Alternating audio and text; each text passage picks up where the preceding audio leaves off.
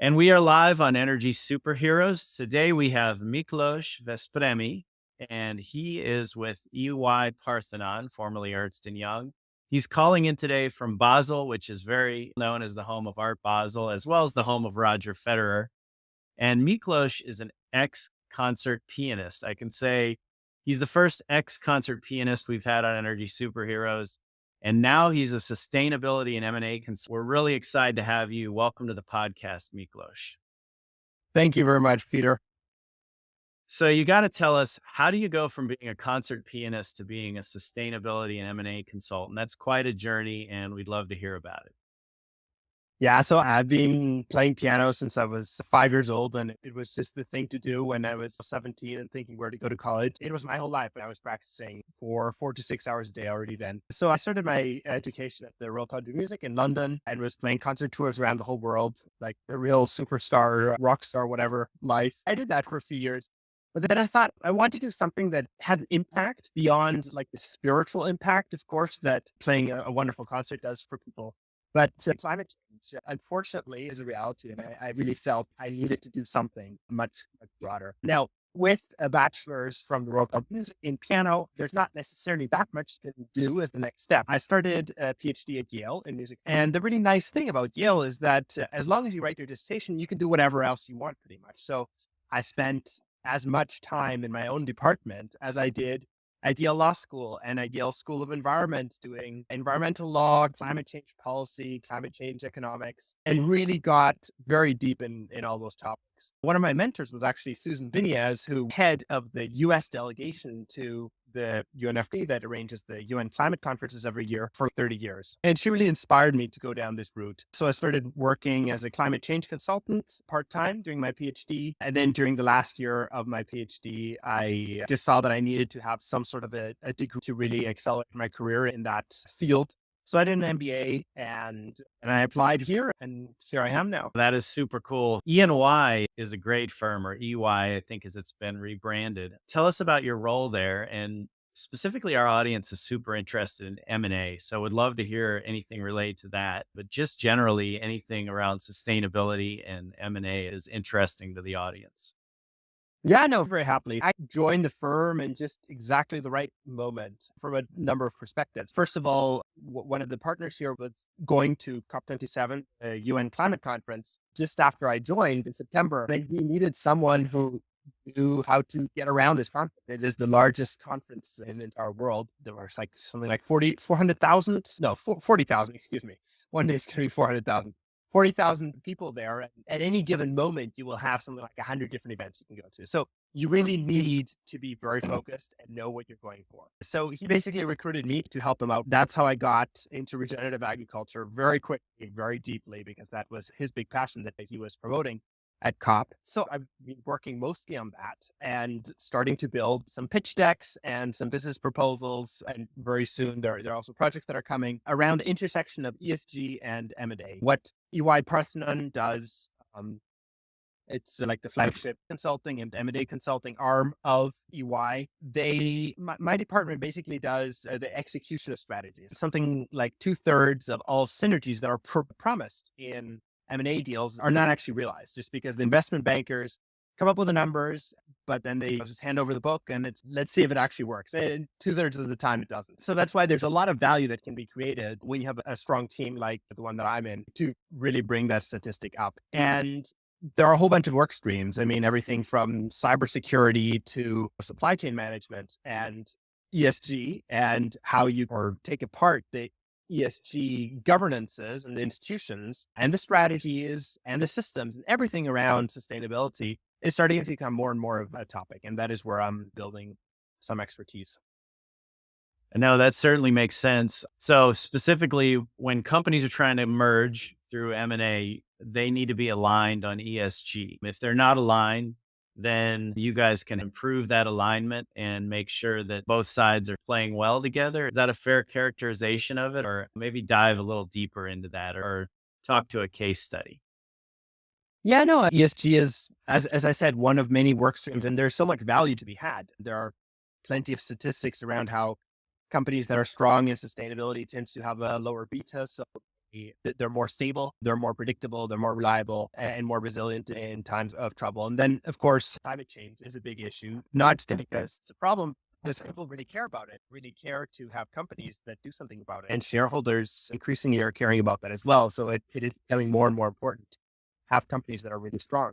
And exactly in the M&A moments, that is where you can make the greatest impact, because that is when you're basically forming companies, whether you're taking them apart or putting them together. That is where you're basically setting up the blueprint for how the new organization is going to run. So that is really, I see my impact. Before I started working here, I was also thinking, should I go into a pure play sustainability consultant, or should I go to a mainstream business consultant? And the argument that I made to myself, and it's definitely proven very true, is if you're a company and you're going to go to a sustainability consultant, you already know that you have a problem. You already know what services you want. And usually those are basically auditing services. You basically go to the company to count up the emissions that you know you have, and you just want to have the exact detail. Whereas if you come to EY and you ask for just basically strategy consulting services or M&A consulting services, you are looking to maximize value. And then EY tells you can maximize your value by actually implementing ESG metrics, becoming more sustainable, and becoming a better corporate citizen. That's where you really get the companies that are not necessarily even thinking about that. And that's where you have the greatest impact, in my opinion. And no, that makes sense. So tell us about a company that you think is doing a great job when it comes to ESG and sustainability. Oh, there are a lot of examples. In my previous position before I came here, I was running interviews with 50 major Swiss companies, and what I found was a major issue was that companies were what you would call greenwashing.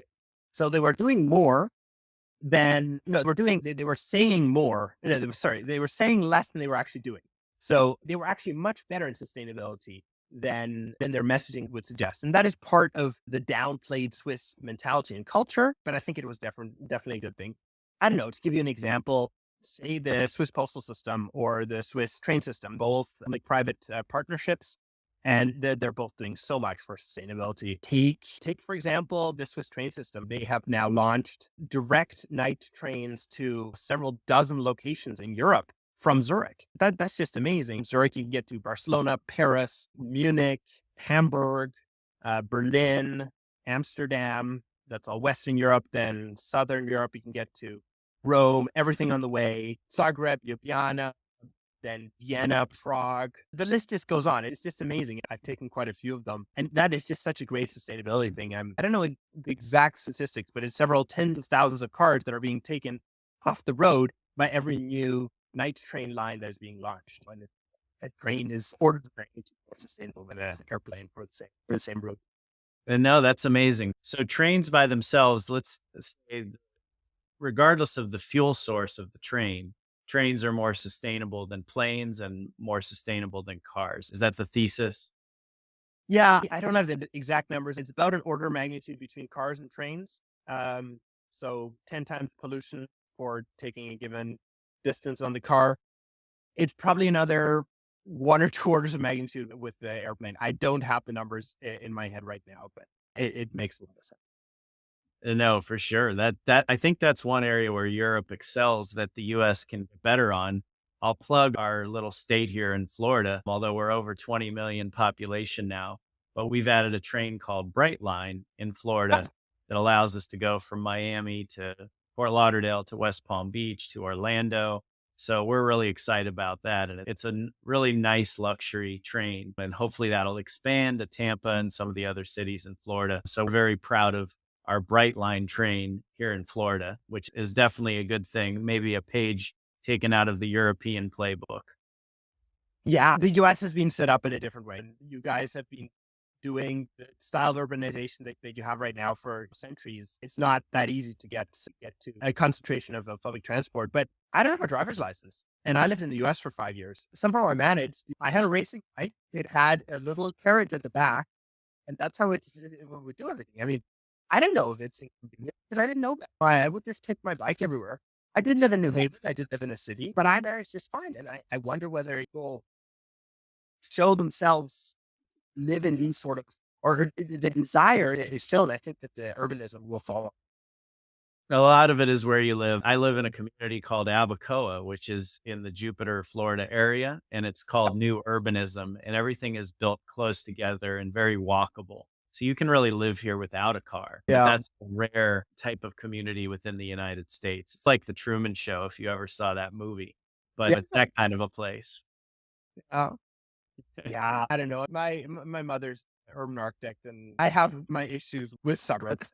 I don't want to make this into a shaming session. Yeah. When I came to the US, it was like, where are the cities? Because for me, growing up in these small based cities in Europe, for me, a city is something very concentrated. The urban centers of most US cities with like high rises or mid rises, like that is what a city is to me. And that's just the very, very center. And then you get what to me are suburbs. So it was difficult to see that as a city. It's funny. So actually, the average European city is 3 times more dense than the average American city. But then the average Southeast Asian city is another 3 times denser than the average European city. So what am I even talking about? There's a whole nother way of living that to me is like a sardine can or something. So we're all just somewhere there in the continuum. Yeah. Walkability is a huge thing. Quality of life, I think, is very highly correlated with walkability. We as a species were meant to walk and not sit. So it, wherever you are, I've lived all different places, and as long as you have that walkability factor, it brings a lot of value, I think. Yeah. No, I would definitely agree. Yeah. What I'd like to talk about is companies that you're seeing. You mentioned the train system over there, but are there companies, either startups or large companies that you're seeing that are doing some cool things when it comes to sustainability or M&A? Sustainability, there's a lot of stuff happening, a lot of very exciting ideas. EY had this startup accelerator, which I was involved in a very big way. It was called Farm to Fork. So basically, we're looking for startups that do one of those 3 things. So like food production, two, which is like food distribution and transport, and then fork, which is food consumption and disposal. And we were looking for startups that do individual things on those three.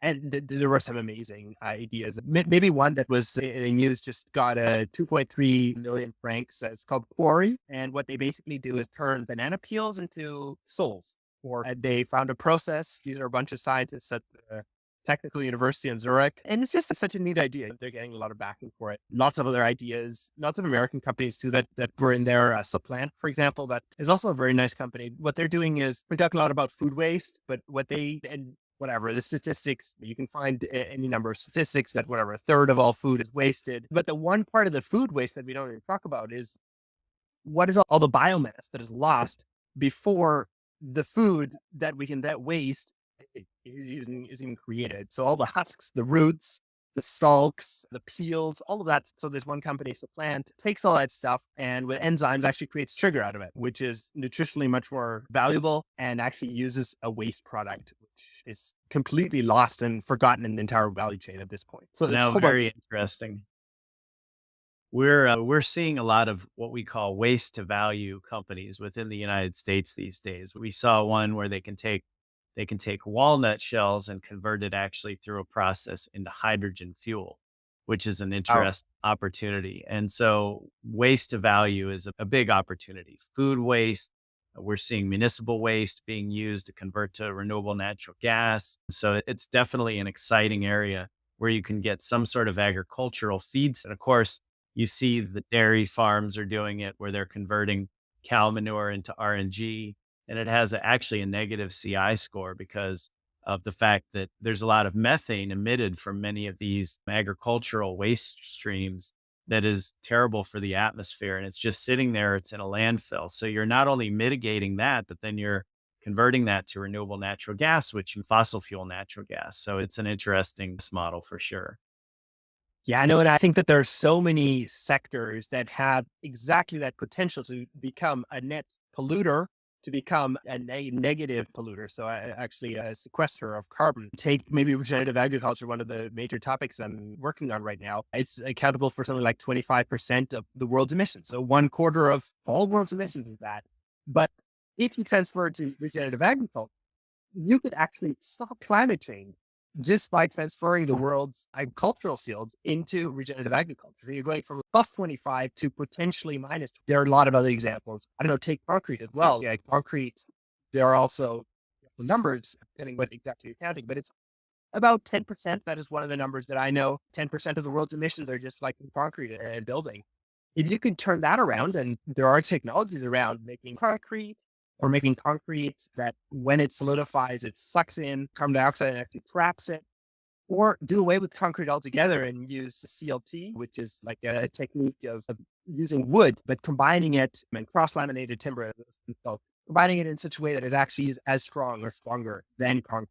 That's carbon negative as well. If we can find these models that are scalable, that is where I think a lot of value is to be found. And I think that the key word is scalable. So I was talking about startups. That is great. I do think that we have the solutions. We do have the solutions. It's about scaling it and actually implementing the solutions that we have. So a whole can of worms we can talk about there. So I'm just waiting to see what question you're going to ask next. And no, I'm a big believer in scalability because there are some various novel applications, but if you can't scale them to world scale applications, large scale industrial plants that can really make an impact in CO2 emissions reductions goals for big companies, it's hard to justify the amount of investment that has to go into sort of a niche application. I agree wholeheartedly with scalability. That's why I'm a big believer in hydrogen because it's a fuel and it is scalable in terms of offering all the attributes of a fuel. For example, unlimited duration energy storage, and it can be produced in a lot of different ways.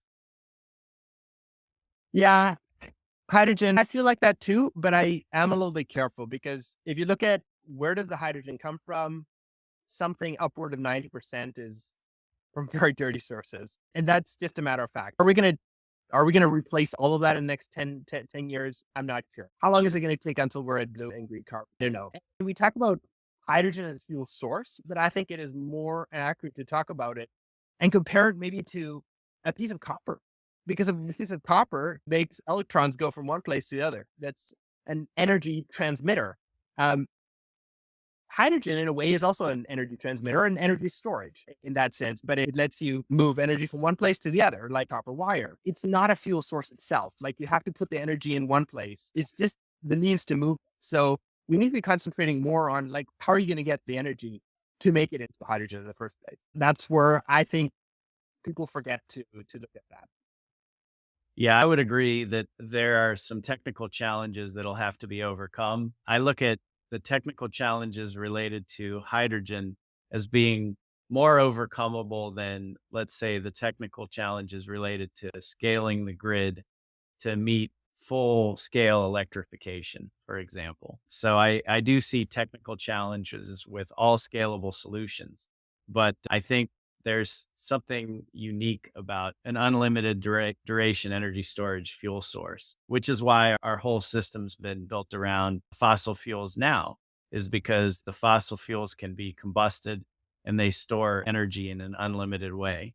So I think we'll need some sort of zero emissions fuel source or carbon negative fuel source ideal to be able to truly replace fossil fuels.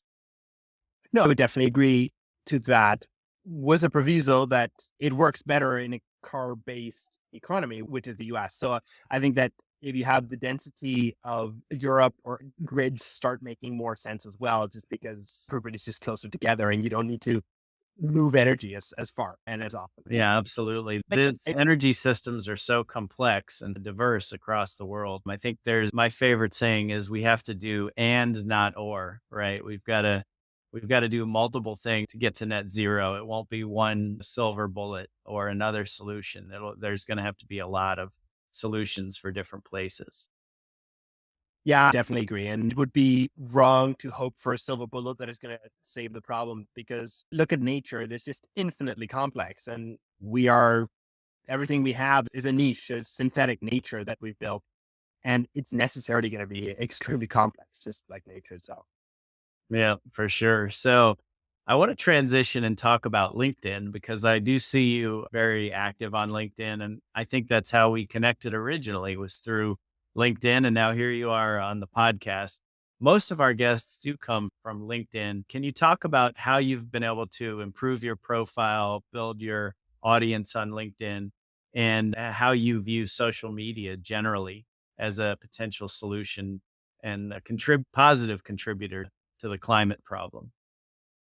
Yeah, just right now, I haven't been doing that much on LinkedIn just because I'm trying to experiment and figure out how I can start scaling Twitter as well, which I just need to think about before I can go back to LinkedIn. But I think there really just two things you really need to do. One is engage with a lot of people. So that is just literally talk to people, send them messages, look at their profiles, look at who they are. And that's how you get one by one people that are looking at. And then you need to post on a regular basis. I would say 5, 6 times a day, 5, 6 times a week. Just make it a routine of posting something every single day.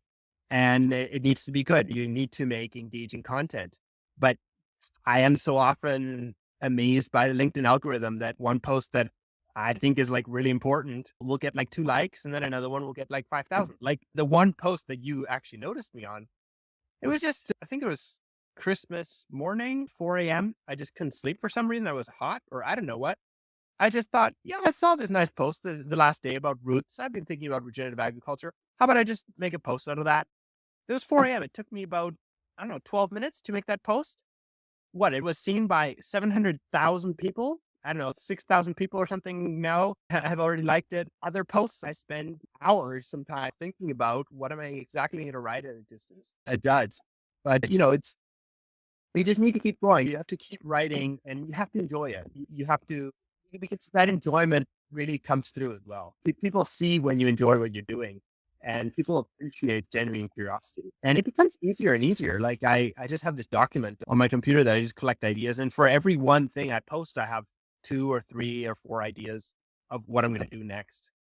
Um, yeah. And maybe also just have a unique angle, something that I am just starting to develop. I must say, I don't have the uniqueness of the angle that you need to really be very successful, but I'm trying to do something around unusual climate change solutions. So one of the future posts that I'm going to work on soon is talking about color and how there are a bunch of pigments that have been developed recently that either absorb a lot of light or reflect a lot of light. And something like that nobody would think of as a climate change solution, but it actually is. Just so many, not just technological, but also social interventions that really can have a huge effect. Take also the book Drawdown, for example. What is I think their top technological solution is not like solar panels or nuclear power. It's like fridges. Improve your fridges just because effective in the sense of least investment for the greatest effect. And then I think like their top social intervention, birth control.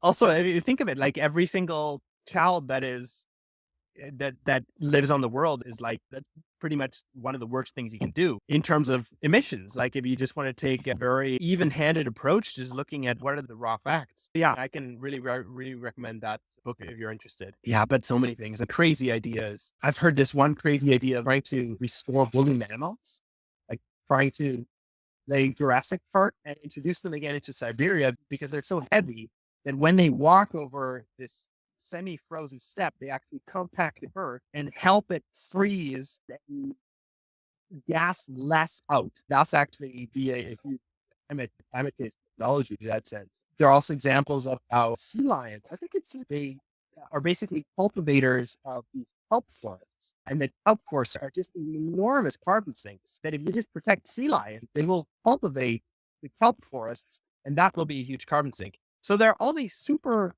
unusual indirect connections that you just need to open your eyes because our solutions are going to be in places that we don't even think of. And if you think of it, what do we humans do? Like we spend our days working at something, but what if you spent all that time like just sitting in, I don't know, the Everglades or in Central Park or something and just studying the biological relationships between one plant and the other? There's so much stuff we don't know about just our natural world. And it doesn't only have to do with climate change, but the amount of knowledge that a human life can generate just by doing their job, transfer that into some other field, just observing nature. And there's so much stuff we don't even know yet.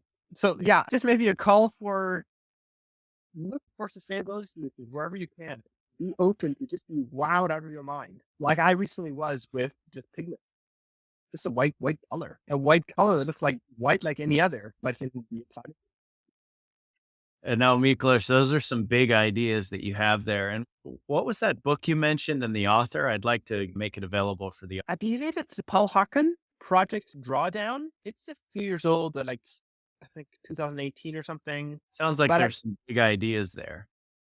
no, some very good ideas. It's the encyclopedic work in that is not really a page turn that you go from A to Z because it has like 100. It's very interesting in its own right. They published another book, Regeneration, it's called. Same group of authors, also can highly recommend. No, super cool. Miklós, you've done an amazing job with your content development. And as you say, I think it's encouraging for people that you had a huge post that had 6,000 engagements, and then you have others that have one or two. The LinkedIn algorithm is a little bit crazy like that, I think. Yeah, I know it definitely is. But as I said, it's just consistency because that is the one thing you can control. And consistency is going to come if you actually enjoy it. Just enjoy yourself, basically. You've got to have fun. I definitely think it comes through in the Yeah. post. Is there anything you're promoting? Are you maybe promoting your Twitter page or other things that you where the audience can reach you? Or is there anything I should have asked you about that you'd like to cover? So I'm working now on Twitter. So my handle is just Miklós Veszprémi, just like on LinkedIn, just like on YouTube.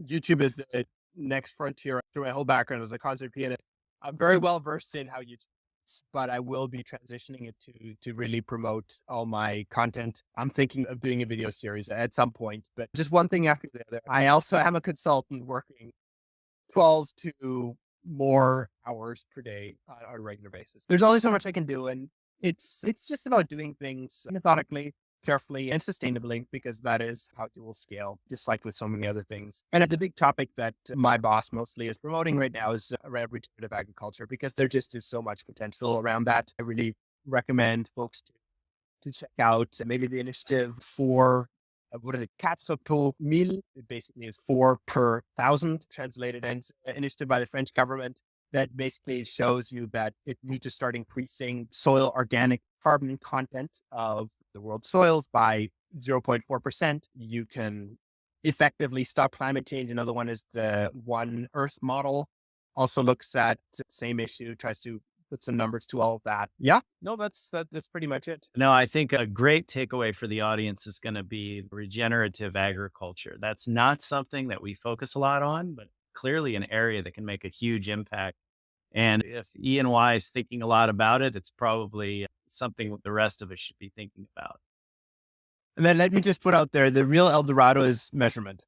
So finding a way to efficiently measure how much carbon was put on the soil that does not rely on people going out into the field with a shovel, digging up a bunch of soil samples and burning it, because that's how it's basically done. And the differential on how hot the fire is, basically, that's what tells you what the carbon content is. We need to find much more efficient ways of doing it. Maybe some robotics and sensors. Yeah, I do definitely have ideas. We are definitely working on stuff, but I can't put that out to the public. But world work on this because it really is a big opportunity. Yeah, and we've created a whole coalition around it, the Regenerative Agriculture Breadbasket Initiative, to really try to bring the knowledge together to try to scale all of this. And no, super cool. Miklós, it's been really a pleasure having you on. We encourage the audience to reach out to you on LinkedIn or Twitter. Of course, EY Parthenon's a great company, formerly Ernst& Young, and it's been great having Miklós Veszprémi on Energy Superheroes today. He's out in Basel today, normally works and is doing some great work in regenerative agriculture. Miklós, thanks for being on. Thank you very much, Peter.